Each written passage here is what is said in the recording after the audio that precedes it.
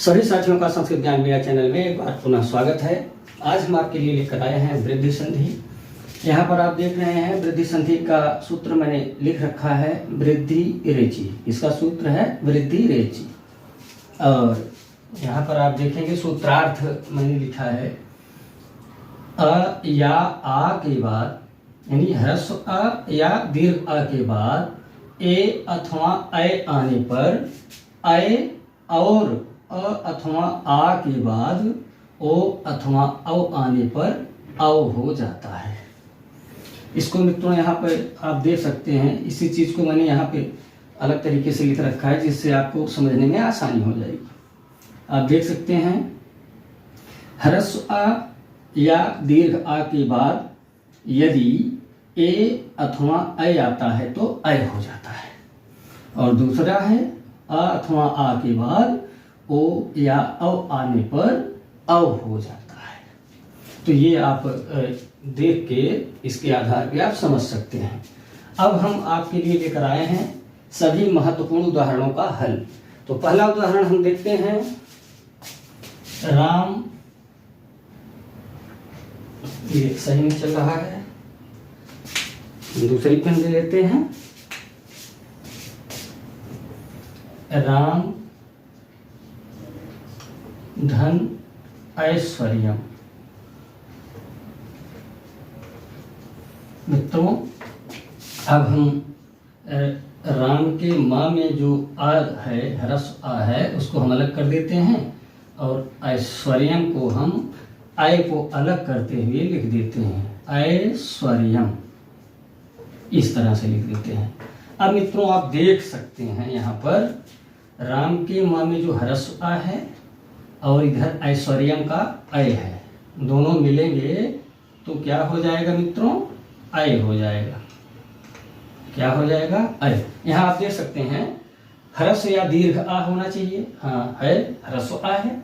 और उसके बाद क्या होना चाहिए? ए अथवा ऐ में से कोई होना चाहिए। यहाँ पर ऐ है और दोनों के मिलने पे क्या हो जाता है? ऐ हो जाता है। तो ऐ हो गया। और बाकी जो है राम को हम माँ के नीचे हलंत लगाते हुए यूं ही लिख देते हैं और स्वरियम को हम ऐसे लिख देते हैं जैसे ऊपर लिखा हुआ है। अब हम इनको आपस में मिलाएंगे तो राम, माँ चूंकि हलंत है लेकिन जब ऐ लगेगा तो ऐसे हो जाएगा। और बाकी इसको हम ऐसे लिख देते हैं। तो क्या हो गया? ये रामैश्वर्यम। क्या बन गया? राम धन ऐश्वर्यम रामैश्वर्यम। ये आपका शब्द बन गया। दूसरा उदाहरण मित्रों हम देखते हैं विद्या धन ऐश्वर्यम। क्या है? विद्या धन ऐश्वर्यम।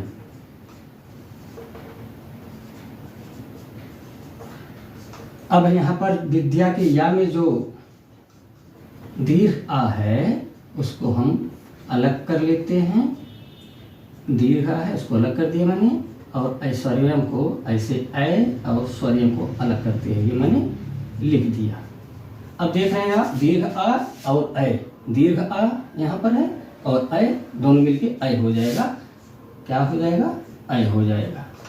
बाकी हम इसको ऐसे लिख दिया हलंत लगाते हुए और यहाँ पर स्वरियम ऐसे मैंने लिख दिया। अब हम इनको मिलाएंगे आपस में तो हो जाएगा विद्या। यहाँ दा पे भी हलंत है और या के नीचे भी हलंत है। तो हम इसको ऐसे नहीं करेंगे यहाँ पर मित्रों, ध्यान देना है, बल्कि आप ऐसे लिख सकते हैं। हाँ, इसको आप कैसे लिखेंगे? विद्याश्वर्यम। कैसे लिखेंगे? इसको आप मिटा देंगे, इसको ऐसे लिखेंगे विद्याश्वर्यम।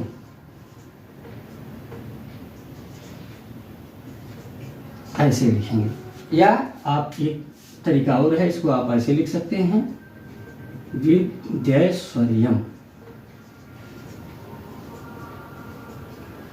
ये दोनों सही हैं। चाहे आप विद्याश्वर्यम ऐसे लिखें अथवा ऐसे लिखें। तो ये आपका हो गया। और तीसरा उदाहरण हम चलते हैं देवधन ऐश्वर्यम। इस तरह का उदाहरण हो चुका है। अगला उदाहरण देखते हैं मतधन ऐक्यम। ये भी आप समझ जाएंगे, इस तरह का उदाहरण हमने दे दिया है। अगला हम ये सारे उदाहरण इसके थे। अब हम चलते हैं अ अथवा आ के बाद ओ अथवा औ आने पर औ हो जाता है, तो जल धन ओघा है। इसके उदाहरण हम ले लेते हैं।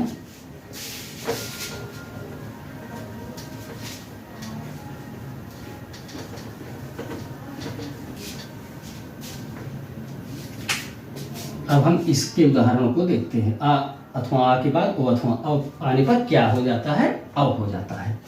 तो जल धन ओघा, जल धन ओघा। यहाँ पर मित्रों जो जल के ला में ह्रस्व आ है उसको हम अलग कर लेते हैं और ओ घा ऐसे हम इसको लिख देते हैं। अब आप देख रहे होंगे ह्रस्व आ के बाद ओ है, यहाँ पर इस वाले आ के बाद ओ है, यहाँ पर ये और ये दोनों मिल के अ हो जाएंगे। तो दोनों को मिला लेते हैं, क्या हो जाएगा? अ हो जाएगा। और जल को हम ला के नीचे हलंत लगाते हैं और घर को ऐसे लिख देते हैं। अब इनको आपस में हम मिलाएंगे तो क्या बन जाएगा मित्रों? जलौघा।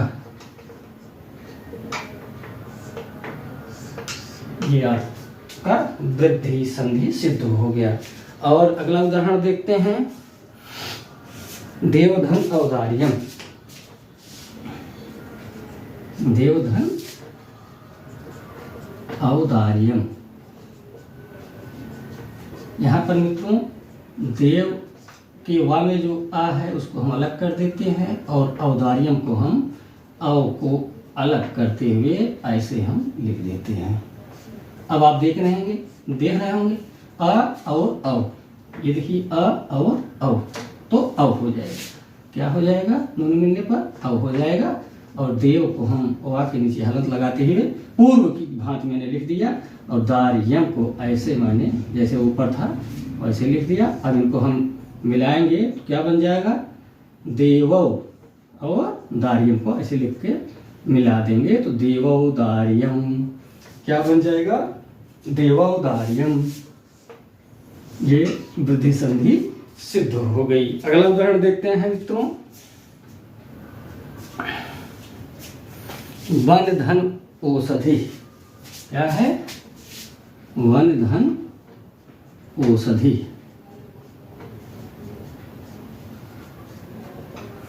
तो यहाँ पर वन को हम इस तरह से लिख देते हैं, नाम में जो आ था उसको अलग करते हुए, और फिर औषधि को हम ओ को अलग कर देते हैं और इसको ऐसे लिख देते हैं। अब मित्रों आ और ओ की स्थिति बन रही है, आ और ओ वाली स्थिति बन रही है। यहाँ पे दोनों मिलेंगे तो अ हो जाएगा। क्या हो जाएगा? अ हो जाएगा। और वन को ऐसे फिर लिख देते हैं जैसे ऊपर था, इसको भी ऐसे ही लिख देते हैं। अब मित्रों इनको आपस में मिलाएंगे, क्या बन जाएगा? वनौषधि। क्या बन जाएगा? वनौषधि। ये सिद्ध हो गया, वृद्धि संधि सिद्ध हो गई, वनौषधि। अगला उदाहरण देखते हैं मित्रों देवधन औदार्यम हो ही गया। महाधन औषधि। क्या है? महाधन औषधि। यहाँ पर महा के हा में जो दीर्घ आ है हम उसको अलग कर देते हैं और औषधि को हम ओ को अलग करते हुए हम ऐसे लिख देते हैं। अब मित्रों दीर्घ आ और ओ, दीर्घ आ और ओ दोनों मिलेंगे तो औ हो जाएगा। क्या हो जाएंगे दोनों मिलकर? औ। और म और हा ऐसे जैसे ऊपर है ऐसे लिख देते हैं और स धी ऐसे लिख देते हैं। इनको आपस में मिलाएंगे तो बन जाएगा क्या? महौषधि। क्या बन जाएगा? महौषधि। ये वृद्धि संधि सिद्ध हो गई। अब हम अगला उदाहरण चलते हैं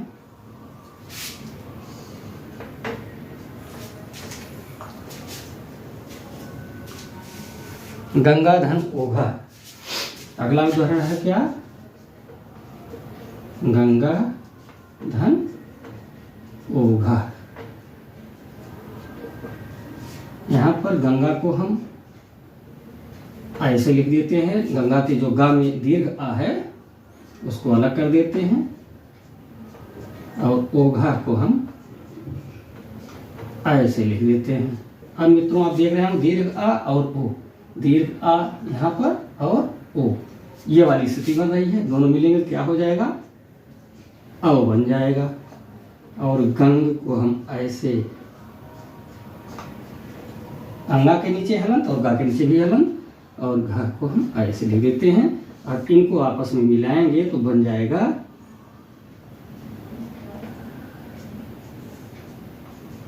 गंगौघा। ऐसे भी लिख सकते हैं, या गंगौघा ऐसे भी आप लिख सकते हैं। ये दोनों सही है। गंगौघा को दो तरीके से आप लिख सकते हैं, दोनों सही है मित्रों। इस तरह से मैंने वृद्धि संधि के सारे जो महत्वपूर्ण उदाहरण हैं, जो अभी तक परीक्षाओं में बार बार पूछे गए हैं, उन सारे उदाहरणों को मैंने यहाँ पर ले लिया।